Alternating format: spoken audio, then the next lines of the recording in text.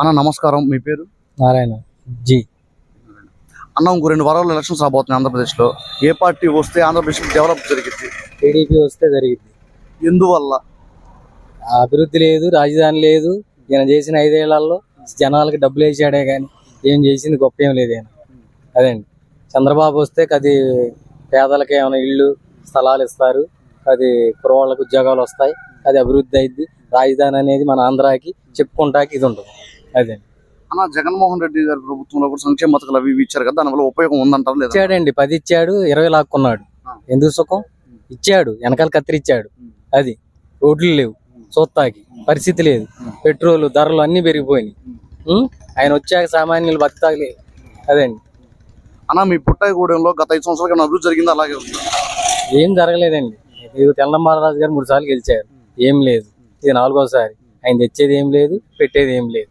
అదండి అన్న, ఈసారి మీ పుట్టాయిగూడెంలో టీడీపీ జనసేన అభ్యర్థి, ఉమ్మడి అభ్యర్థి ఆయన ఖచ్చితంగా గెలుస్తారు.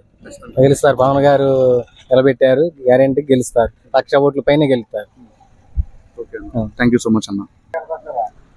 ఇంకో 2 వారాల్లో ఎలక్షన్స్ రాబోతున్నాయి. ఎవరు గెలిస్తే ఆంధ్రప్రదేశ్ అభివృద్ధి చెందుతుందని మీ ఆలోచన? అభివృద్ధి అంటే చంద్రబాబు. ఇప్పుడు దాకా ఏం అభివృద్ధి చెందలేదు అంటారా జగన్మోహన్ రెడ్డి గారి వల్ల? పేదలకు సంక్షేమ పథకాలు అందినాయి, అది అభివృద్ధి. ఇది అభివృద్ధి. చంద్రబాబు కూడా 2 అభివృద్ధి ఉండాలి, 2 సంక్షేమం ఉండాలి, డెవలప్మెంట్ ఉండాలి, 2 కలిసి ఉండాలి. 2 కలిసి ఉంటే బాగుంటుందేమో అనుకుంటున్నాను. మంచి మాట అన్న. ఇప్పుడు చంద్రబాబు నాయుడు గారు వస్తే 2 కలిసి ఉంటాయి అనుకుంటున్నారా? 2 కలిసి ఉండేలాగా ఆయన మనసు మార్చుకుంటాడు అనుకుంటున్నాను ఈసారి. ఖచ్చితంగా. ఓకే అన్న. మీ నియోజకవర్గంలో లాస్ట్ 5-6 సంవత్సరాల నుంచి ఏమన్నా అభివృద్ధి జరిగిందన్న? అభివృద్ధి జరగకుండా ఎందుకు ఉంటుంది, కానీ ఏదో ఒకటి అలా జరుగుతూనే ఉంటుంది కొద్దిగా. అభివృద్ధి జరగకుండా అనేది ఎందుకు ఉంటుంది అసలు? ప్రజలు ఓటేసేటప్పుడు ఏదో నాయకుడు ఏదో రకంగా చేస్తూ ఉంటాడు. కొంతమంది ఒక నాయకుడు జరుగుతుంది మంచిది అంటాడు, కొంతమంది ఒక నాయకుడు మంచిది అంటాడు. అన్న, last and final question. Chandrababu Naidu గారిని అన్యాయంగా 53 రోజులు జైల్లో పెట్టారు అంటారు, అది ఎంతవరకు నిజం? మీ దాని మీద మీ స్పందన ఏంటి? అది అన్యాయంగానే పెట్టారు ఆయన. అన్యాయం. ఓకే అన్న, థ్యాంక్ యూ సో మచ్ అన్న. అమ్మ, ఇంకో 2 వారాల్లో ఎలక్షన్స్ రాబోతున్నాయి కదా, ఏ పార్టీ వస్తే అందరికి మంచి జరిగిద్దని మీ ఆలోచన? అంటే అందరూనే చంద్రబాబు నాయుడు అనుకుంటున్నారండి, మరి ఏం జరుగుతుందో తెలియదండి. మరి ఆయన వస్తే మంచి జరిగిద్ది అంటారా?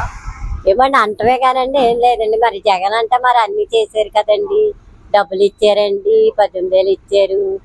మరేమో పిల్లలకి డబ్బులు వేస్తున్నారు అని, మాకు పిల్లలు లేరు అనుకోండి, మాట చెప్తున్నాను, అందరికీ డబ్బులు అవి ఇచ్చారండి. మరి వ్యాపారస్తులకు కూడా 10,000 ఇచ్చి మళ్ళీ ఆ డబ్బులు అలా కట్టించుకుంటున్నారండి. మరి బాగానే వస్తుందా, బాగానే ఉంటదా అని అనుకుంటున్నారండి. మరి ఏమవుతుంది? చంద్రబాబు నాయుడు గెలుస్తారంటారా, జగన్మోహన్ రెడ్డి గారు గెలుస్తారంటారా? అనుకుంటాం మట్టుకి జగనే అని అంటున్నారండి, చంద్రబాబు నాయుడే అంటున్నారండి. మరి ఆ తర్వాత మరి చెప్పలేం కదండి, ఎలక్షన్ కదండి. మరి అమ్మ, లాస్ట్ అండ్ ఫైనల్ క్వశ్చన్. అంటే ఇప్పుడు జగన్మోహన్ రెడ్డి గారు పిల్లలకు డబ్బులు ఇస్తున్నారు, వీళ్ళకి డబ్బులు ఇస్తున్నారు, అవి ఇస్తున్నారు, అభివృద్ధి ఏమైనా జరిగిందా మీ ప్రాంతంలో? అభివృద్ధి ఏం జరగలేదండి. ఇల్లులన్నీ ఇచ్చారండి, ఆ ఇల్లులు కట్టలేదు, ఏం కట్టలేదండి. అవి వస్తాయి అంటున్నారు కానండి, అవి వచ్చినట్టు కూడా ఏం కనపడలేదండి. అందుకేనండి చంద్రబాబు నాయుడు గారు వస్తే బాగుంటుంది అంటారు, అంటే అందరూ అనుకుంటున్నారు అంటారు. అవునంతే. థ్యాంక్ యూ సో మచ్ అమ్మ.